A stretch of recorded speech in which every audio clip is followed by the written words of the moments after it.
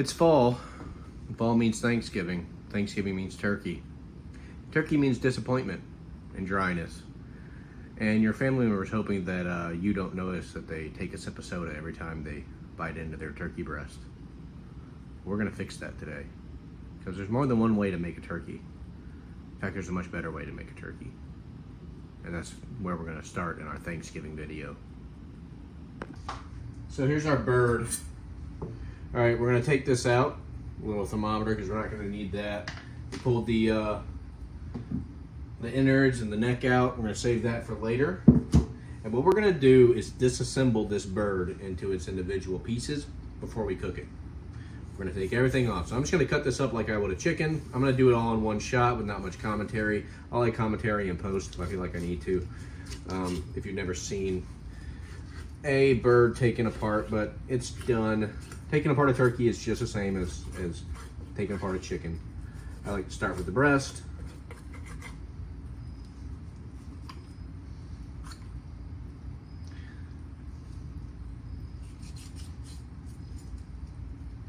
We cut down, leaving as little on the bone as possible, right? That's the idea.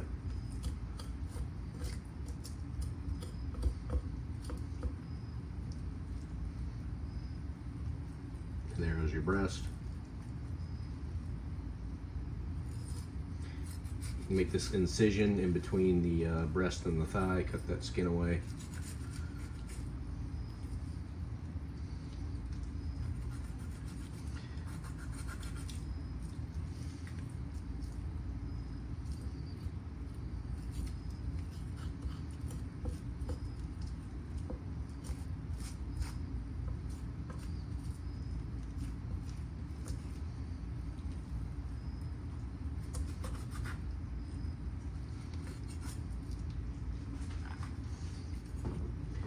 Some people say it's easier to take the thighs off before you take the breast off, and that can definitely be true. But, you know, it's all about what you're comfortable with.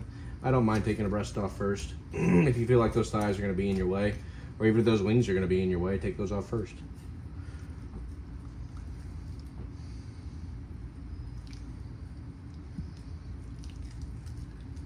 Now, a lot of people don't mention what this is, right? You may notice with your breast, with your chicken and your turkeys, that you get this like little cutaway. I don't know what you want to call it, but this is just a secondary piece of meat. I forget what it's exactly called, but that's normal.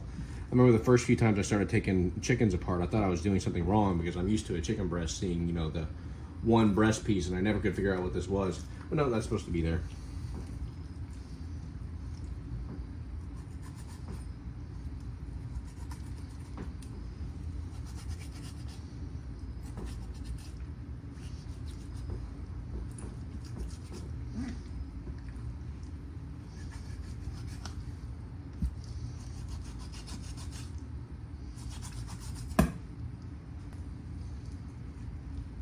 Now, getting your thighs off, you're going to get them off the same way you would with your chicken. Find that bone in there, right down in here. And you can start just by popping that out a little bit. And then you can take your whole thigh off. Of course, it's going to take a little bit more force than it would with a chicken.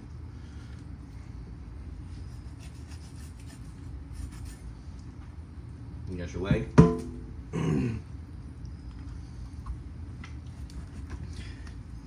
Pop that bone out for the wing.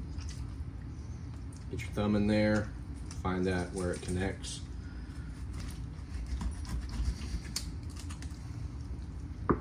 Separate that apart. You can see where it separates.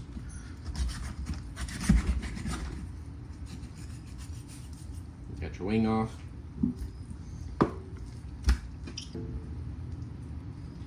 See, we got all that meat off, right? And there's just very little bits of meat there. Right, that's what we wanted, to get all as much meat off as possible. Now this carcass, this is gonna go into our broth. We're gonna just pop that into a big pot. I got that over here. And we are going to turn that into our broth. In you go.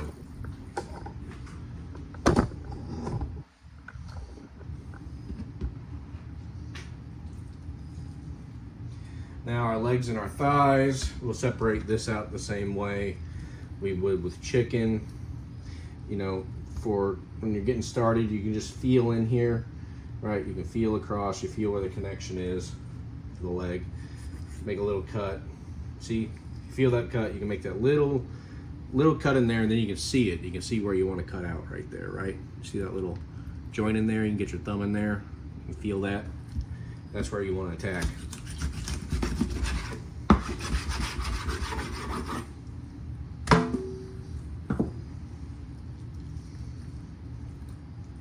And see, this is just those, you know, the first time you're doing this, right?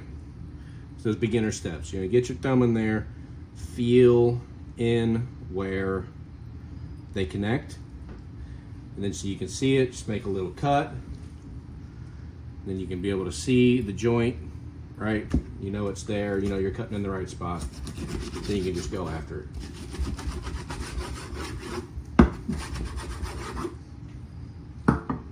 Now, if you've done this a bunch of times, you won't need to do all those extra steps. I got myself a large metal bowl that I'm going to fill up my turkey pieces. I'm going to just get all those nice and in there. And I believe from the last time I did this, all of these will fit in this bowl.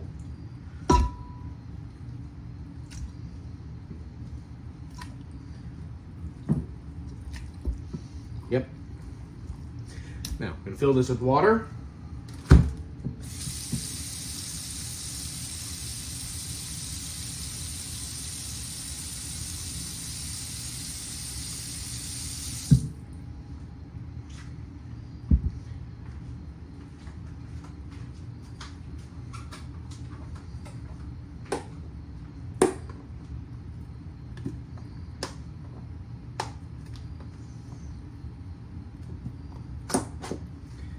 And salt for a brine.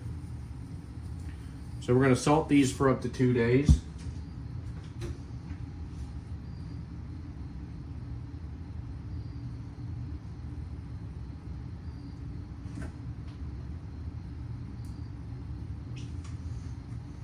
And I'm going to throw some white pepper in there as well. Get that mixed up. Oop, spilled a little. Now I gotta mop my floor. Got turkey on my floor.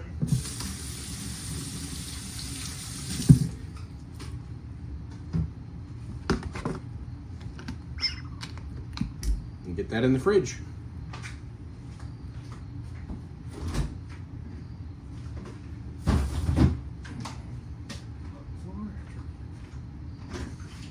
To make broth, right? We got our carcass in there with our extra giblets. We're gonna throw in onions, garlic, and carrots. Bring it up to a boil, let it simmer for up to 24 hours. Now, if you want to make it a little bit more interesting, you can throw in some ginger. Just don't tell Grandma. If you realize later you forgot to add something to your broth, like celery, just go ahead and add it in. It's fine. It'll be no problem. Our broth is looking really good, so we're going to strain this out and get it bottled up. You get yourself one of these double bowl strainers. They're really good. You just pour that in the top, lift this portion out, and boom, your broth is strained. Tell me that's not the most beautiful turkey broth you've ever seen. Remember, when you're pouring it into your glass jar, do not pour right after it has finished boiling. Let it sit for a few hours before you pour it in there. If you pour it in there when it's super hot, it's going to shatter your jar. Now it's time to work on our buffalo chicken mashed potatoes. So, we're going to get our potatoes in a pot. We all know how to do this. Slice them up into manageable pieces, just like this. Cover them with water, salt the water, and let them boil until they're ready. We're going to break down our chicken the exact same way we did our turkey. All right, got our chicken broken down, and then we're going to debone the thighs and the legs as one piece, as we've done in previous videos. So we got our deboned legs and thighs together, and we're going to put those in a pan with our breasts.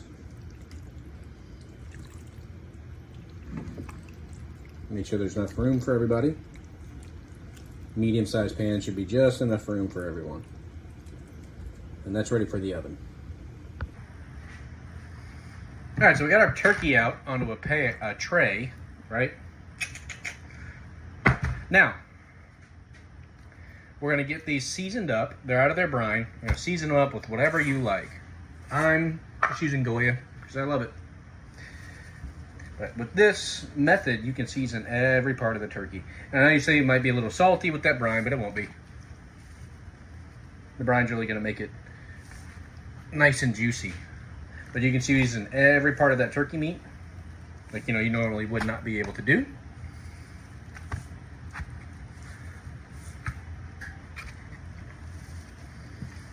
Front, back, everything. All right, so we got our chicken and our turkey ready to go in the oven. I just wanted to mention, do not season your chicken because your mashed potatoes are going to be very seasoned. So just cook these unseasoned. We got our chicken and our turkey in the oven on 425. The chicken you're going to pull out in 30 minutes. The turkey, you could leave everything in there for 45 minutes if you wanted to, and nothing would be overcooked or not juicy. But for a better cook on each individual piece, you could pull the wings out at 35 minutes, the thighs and the legs out at 40 minutes, and the breasts out at 45 minutes. Either way is fine. If you just want to be a little extra lazy, you can just leave it all in there for 45 minutes, and it won't be a problem. For our gravy, we are going to use 6 tablespoons of butter,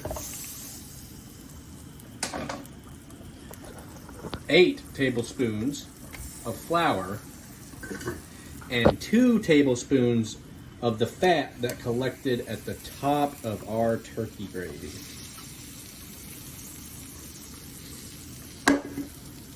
You do not have to use only butter as your fat source in gravy. You can use any total fat source. Some are better than others.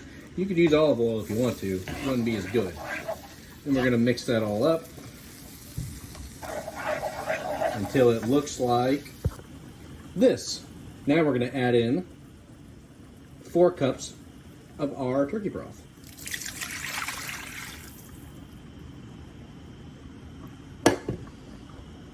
And let that reduce.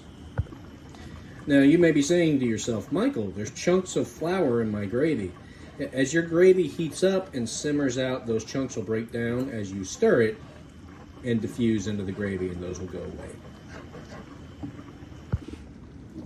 See how everything's starting to come together? Those pieces are breaking down, the fat's dissolving into the gravy, everything's starting to thicken up. When your gravy's nice and golden brown like this, it's ready to go. Once your potatoes are fork tender, it's time to strain them and get mashing. I used about 12 large russet potatoes, so we're going to start with a little bit of milk to break those down, and we'll add more as we go. It's hard for me to say exactly how much milk you'll need, but you'll know as you're mashing them. Once you get your potatoes to a good mash, throw some sour cream in there as much as you want. Throw in a stick and a half of butter. So we pulled our chicken out at 30 minutes, and I know what you're thinking, Michael, that's a lot of juice in there. But don't worry, we're going to use it. After the butter, we're going to throw in our Frank's Red Hot to make these buffalo chicken, all right?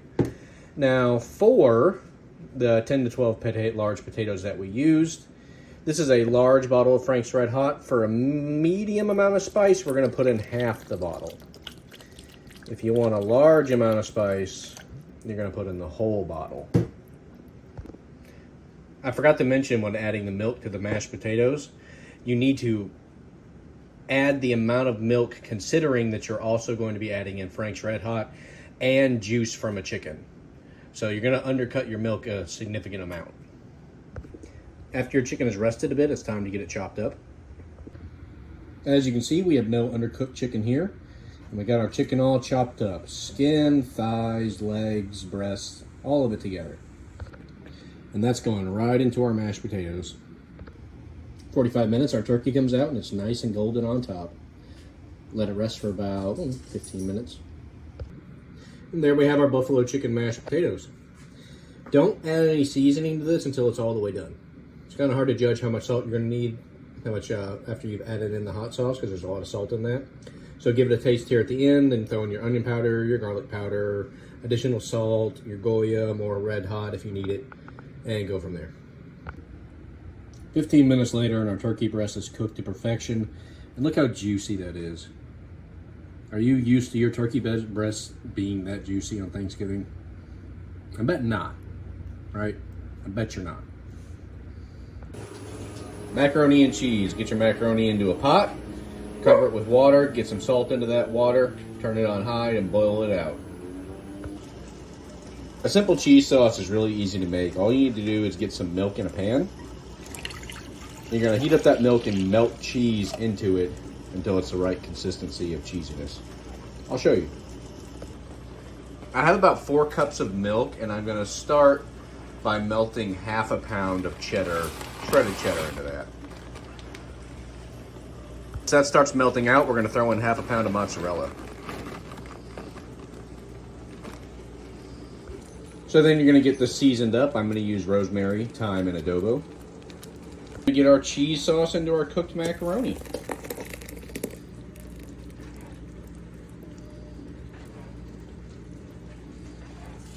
Doesn't that look delicious? Now it's time for my secret ingredient. This is handashi. It is a Japanese beef bouillon. And I'm going to put a little bit of that in there. Not much, because this stuff is very strong. Mix that in. I can't really describe to you what handashi mac and cheese tastes like if you've never tasted handashi, but it's creamy and delicious. Buffalo chicken mashed potatoes. Now, I'll be the first to admit that buffalo chicken mashed potatoes aren't the best thing to look at. You know, they're not great for plating, but they taste amazing. It tastes like, well, buffalo wings in your mashed potatoes. Don't you just love it? Turkey breast with a little bit of gravy.